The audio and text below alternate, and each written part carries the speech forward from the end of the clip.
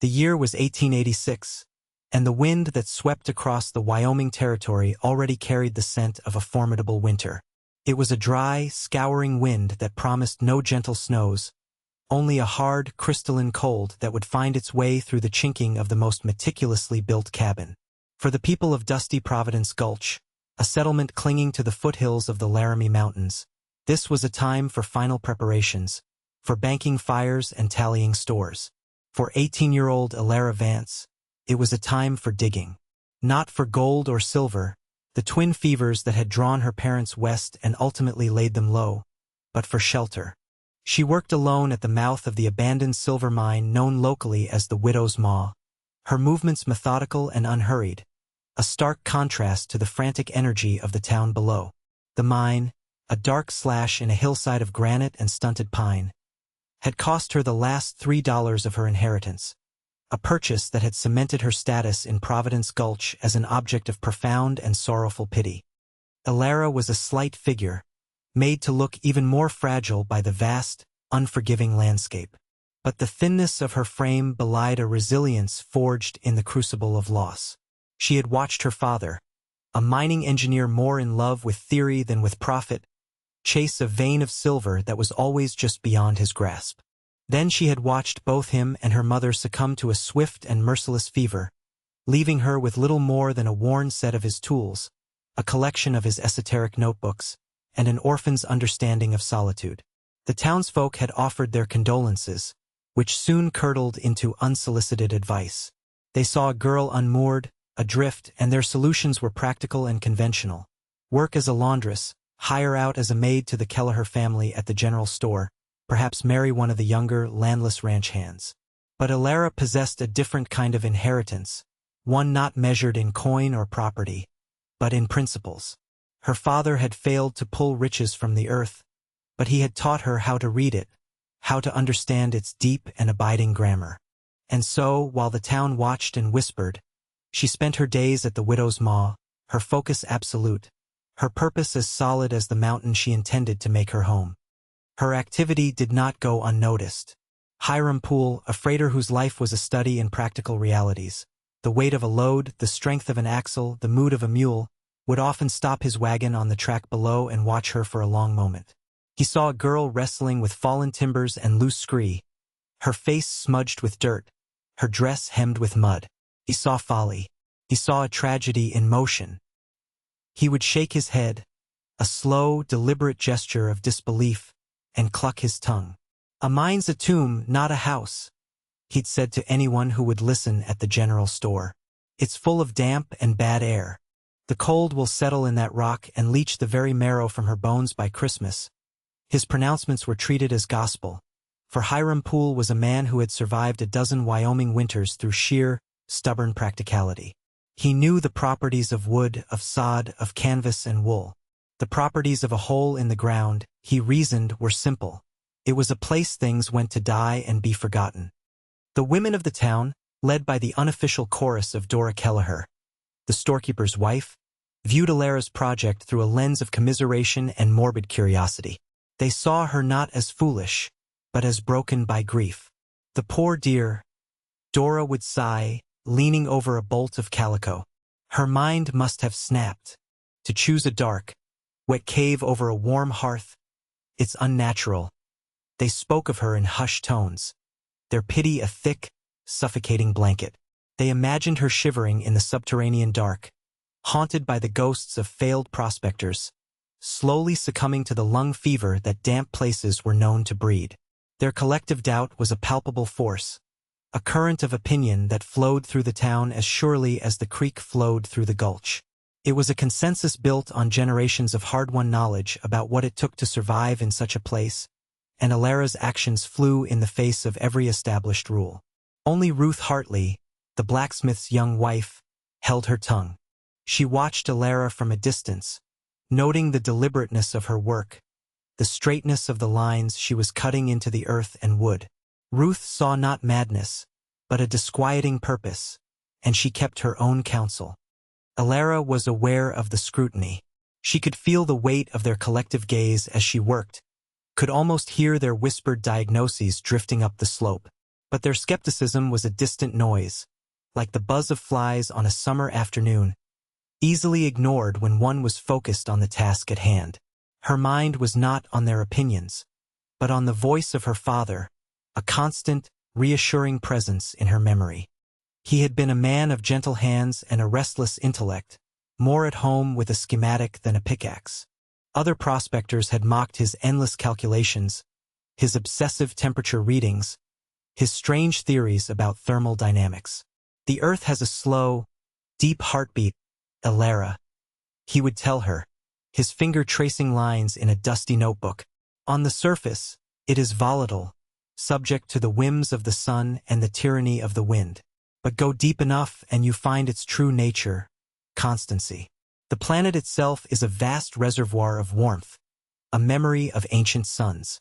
It doesn't give up that warmth easily, but it holds it with a faithfulness that shames our flimsy wooden houses. He had never found his fortune, but he had given his daughter the key to a different kind of kingdom. The principle was simple yet profound.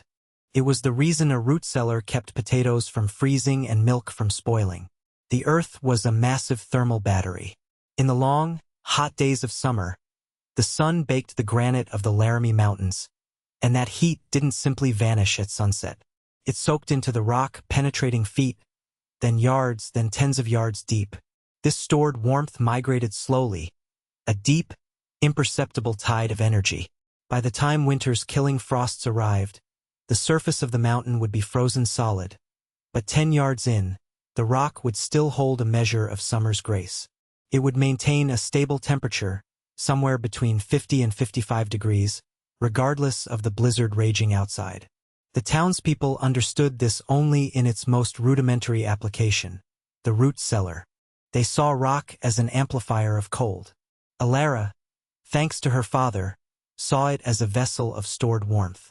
The challenge, as he had always said, was not in finding the warmth, but in managing the two great enemies of subterranean living, water and air.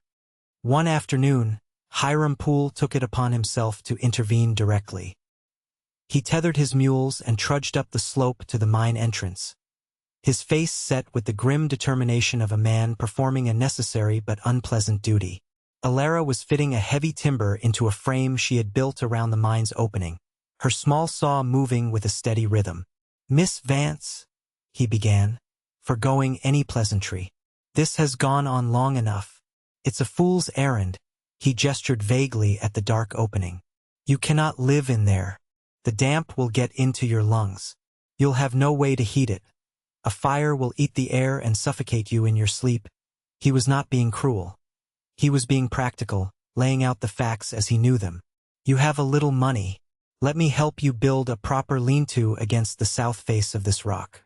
It won't be much, but it'll be dry, and you can heat it safely." Elara paused her work, wiping a bead of sweat from her brow with the back of a dusty glove. She looked at the earnest, weathered man and saw not an adversary, but a mind trapped in a different set of rules. She decided to try just once to explain. "I appreciate your concern, Mr. Poole," she said, her voice even and calm.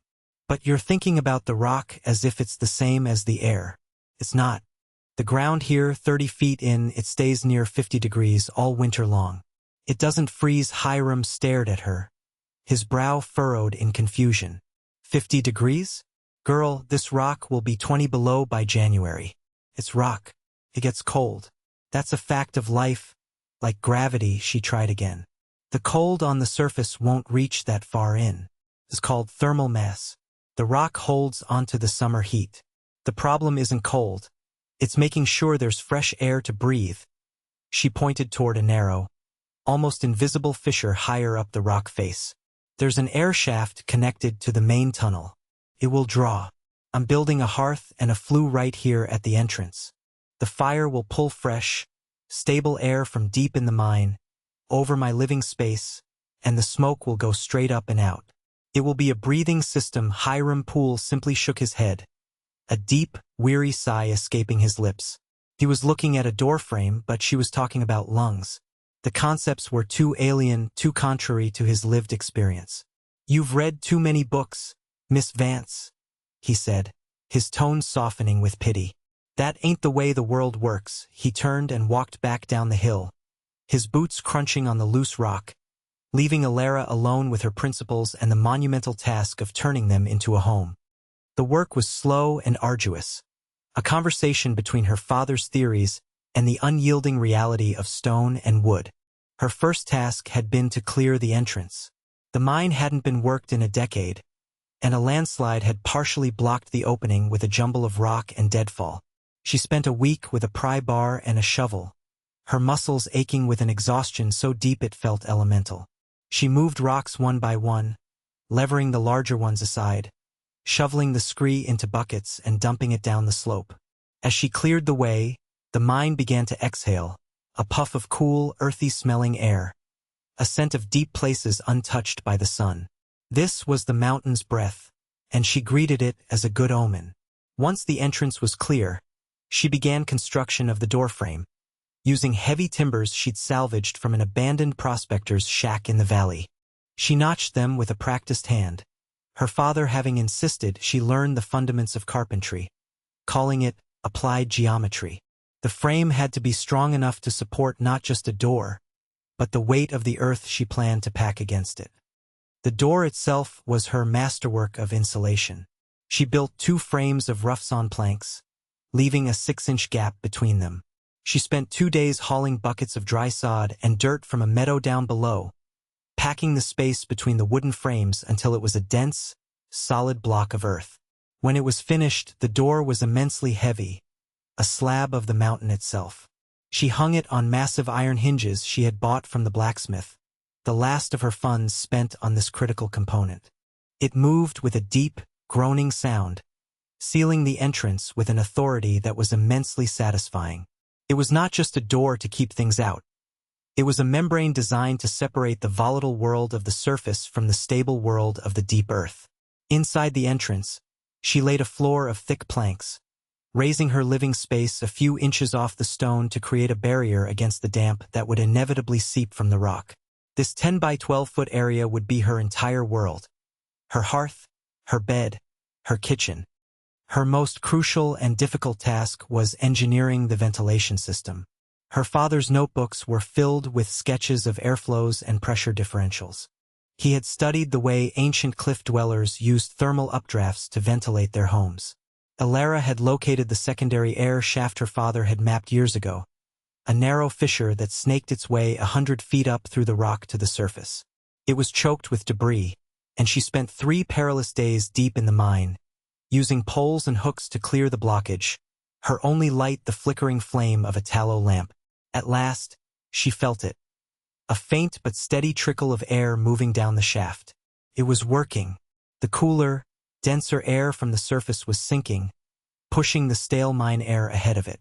Now for the engine. Near the front of her living space, just to the side of the door, she built a stone hearth. She chose the stones carefully from the creek bed, looking for flat, dense pieces that would hold heat. The construction was slow, a puzzle of interlocking shapes. Behind the hearth, she built a flue, a stone chimney that tapered as it rose, connecting to a smaller hole she had painstakingly chiseled through the rock above the doorframe. The principle was elegant. When she lit a fire, the rising heat and smoke would create a powerful updraft, pulling air out of the dwelling. This negative pressure would, in turn, draw fresh, 52-degree air from the deep mine, through the fissure, across her living space, and into the fire to feed its combustion. It was a closed loop, a self-sustaining lung made of rock and fire. As she worked, the sensory details of her new world imprinted themselves upon her. The constant, cool touch of the granite walls, which seemed to hum with a low, ancient vibration. The smell of the air, a complex mixture of damp earth, stone dust, and a faint, metallic tang of the silver vein that had eluded her father. The acoustics of the space were strange. The tap of her hammer would produce a sharp report followed by a cascade of soft, diminishing echoes that traveled deep into the mountain's core. Her small world was governed by the circle of light cast by her lamp.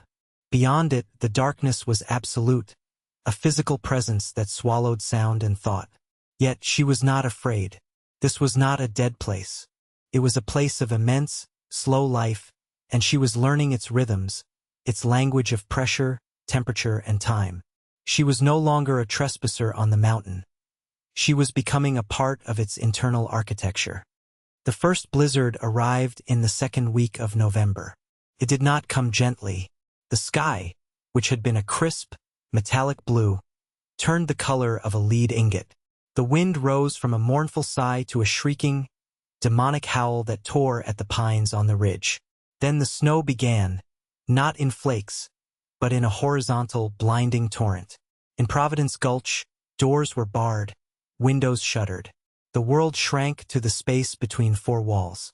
Hiram Poole, checking on his mules in their sturdy barn, gave a thought to the girl on the mountain and muttered a prayer, convinced he was praying for her soul, as her body was surely already lost. Dora Kelleher looked out her window at the white fury and shivered, pulling her shawl tighter. "The poor child," she said to her husband. Alone in that hole, they pictured her in the dark, the wind screaming through the cracks in the rock, the impossible cold seeping into her bones. They imagined her final, desperate moments, and they felt the grim satisfaction of having been right. Inside the widow's maw, Elara heard the storm as a distant, muffled roar, the fury of a caged beast rattling the bars of its prison far away. The wind did not penetrate her sanctuary.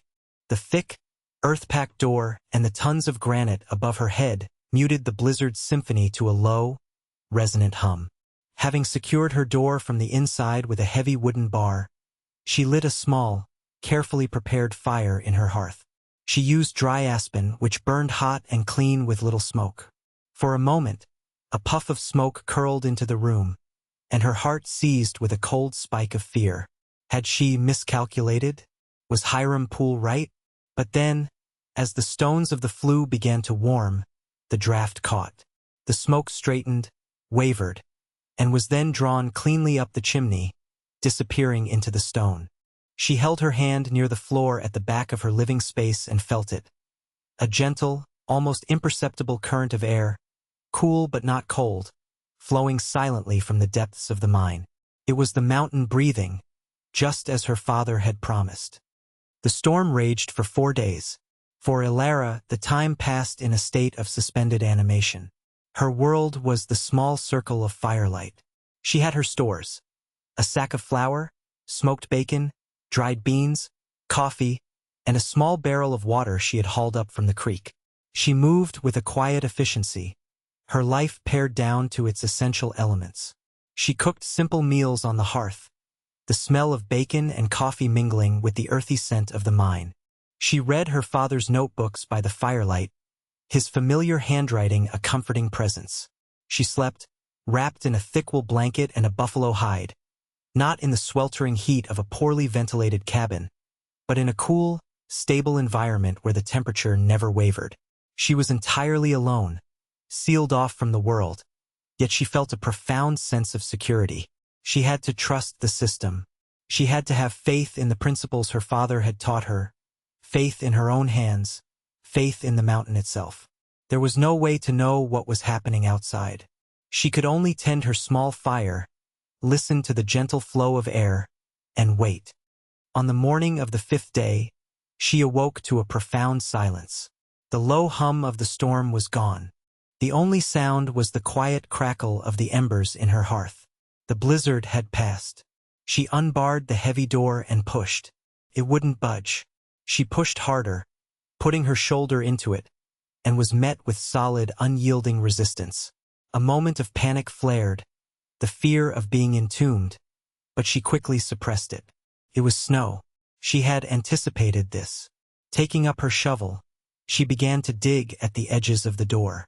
The snow was packed incredibly dense, but it was still just snow. After an hour of hard work, she had cleared enough to push the door open a crack. A sliver of brilliant, painful light pierced the darkness. She worked for another hour, widening the opening, until she could finally squeeze through. She emerged into a world remade, a landscape of impossible, blinding white. The snow was piled in massive drifts, sculpted by the wind into waves and cornices. The sky was a searing, cloudless blue. The air was perfectly still, and the cold was a physical shock, a brutal, invasive presence that stole the breath from her lungs. It was a cold that felt sharp enough to shatter steel. She pulled her coat tight, her lungs aching with the first deep inhalation.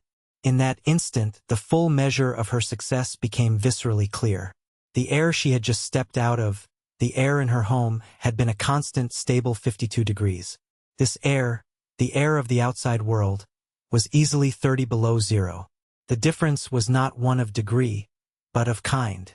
One was the air of life, the other, the air of a swift and certain death. She had not merely survived the storm. She had lived outside the grip of the winter itself. She stood there for a long moment, blinking in the fierce sunlight, a solitary figure in a vast expanse of white. A deep, quiet triumph filled her, a feeling as solid and enduring as the mountain at her back. She thought of her father, of his dusty hands and his shining eyes as he explained the slow migration of heat through bedrock. Watching an outcome is not the same as understanding the principle, he had always said. The men in town knew a root cellar worked. They just didn't know why it worked. They saw the what, but he had given her the why. And the why was everything. It was the difference between copying a tradition and creating a solution.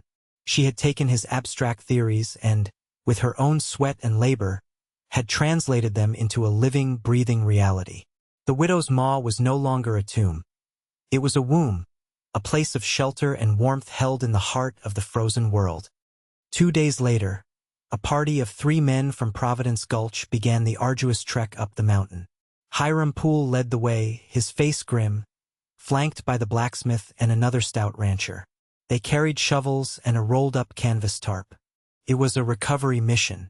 No one believed for a second that the girl could have survived the blizzard. They expected to find the entrance to the mine completely buried, and to have to dig for hours to find her frozen body. It was a grim duty, but one demanded by the code of the frontier. As they rounded the last switchback, Hiram stopped dead in his tracks, raising a hand to halt the others. He stared, his mouth slightly agape. Up ahead, in the blinding snow, was a thin column of blue-gray smoke rising placidly into the still, frigid air. And below it, a figure was calmly shoveling a path from the mine entrance. It was Elara. They approached slowly, as if advancing on a ghost. Elara saw them coming and paused her work, leaning on her shovel. She showed no surprise, only a quiet calm. "Mr. Poole," she said, her voice clear in the crystalline air. Hiram could only stare, first at her, then at the impossible plume of smoke. His practical mind raced, trying to reconcile the sight with the laws of the universe as he understood them. It was not possible. A fire in a mine meant suffocation. Surviving 4 days of that blizzard was impossible. Yet here she was, alive and apparently well. "Miss Vance," he finally managed, his voice hoarse. We thought," he trailed off, unable to voice the grim purpose of their journey. "I'm all right," she said simply. "Would you care for some coffee? It's a cold walk." She gestured toward the dark opening she had cleared. Hesitantly, driven by a disbelief that was stronger than their fear, the 3 men followed her inside.